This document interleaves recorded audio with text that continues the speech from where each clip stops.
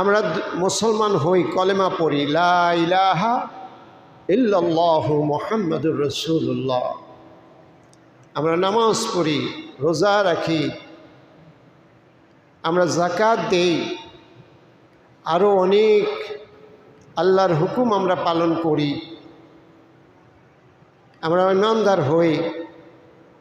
কিন্তু আমরা লেনদেনে যদি আল্লাহর হুকুম না মানি, তাহলে তো আমরা অর্থনৈতিক ব্যাপারে, লেনদেনের ব্যাপারে ঈমানদার না। আল্লাহ যা বলেছেন সে অনুযায়ী যদি আমাদের লেনদেন না হয়, তাহলে তো অর্থনৈতিক ব্যাপারে আল্লাহর কথা আমরা শুনলাম না, মানলাম না, তাহলে তো আমরা অর্থনৈতিকভাবে ঈমানদার না।